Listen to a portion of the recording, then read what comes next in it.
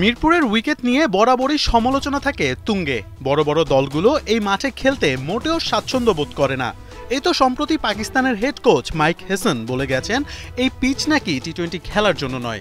এছাড়া নেটিজেনরা তো মিরপুরকে ধানক্ষেত বলেও আখ্যায়িত করে।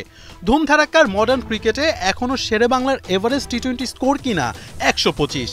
এমন সমালোচনা থেকে বের হতে চায় বিসিবি। তাই তো গামিনী থেকে সরে এসে এবার স্পোর্টিং উইকেটের জন্য টনি হেমিংকে নিয়োগ দিয়েছে বিসিবি।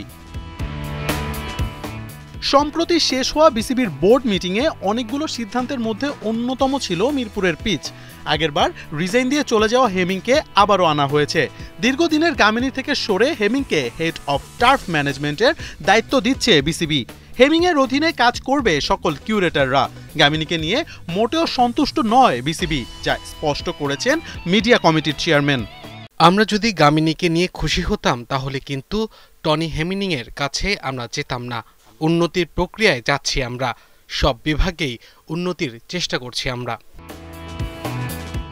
পাকিস্তানের বিপক্ষে টি-20 সিরিজ মিরপুরে গড়িয়েছে প্রায় 1 বছর পর। বছরখানেক কোনো বলের ছোঁয়াই পায়নি হোম অফ ক্রিকেট। তবে তাও কিনা মিনিমাম রানের বা কম্পিটিটিভ ম্যাচের ছিটে ফোটাও দেখা মেলেনি। এর দায় কি এড়িয়ে যেতে পারেন গামিনী? এমন স্লো উইকেটে খেলে কি আদৌ বিশ্বকাপের কিংবা এশিয়া কাপের প্রস্তুতি নিতে পেরেছে টাইগাররা? এমন অবস্থা যে হেড কোচ ফিল সিমন্সও কিনা খুশি ছিলেন না এই উইকেটে। সামনে নেদারল্যান্ডসের বিপক্ষে ম্যাচ, তাই খেলতে হবে সিলেটে।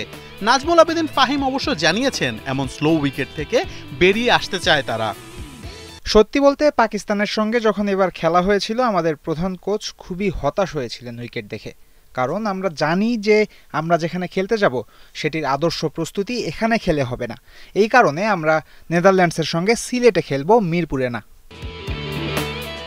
এখন দেখার বিষয় গামিনী থেকে সরে হেমিংয়ের হাত ধরে কতটা স্পোর্টিং উইকেট পায় বিসিবি। কারণ তা না হলে আর যাই হোক ক্রিকেটের উন্নতিটা হবে না। মোহাম্মদ আদনান, ৭১।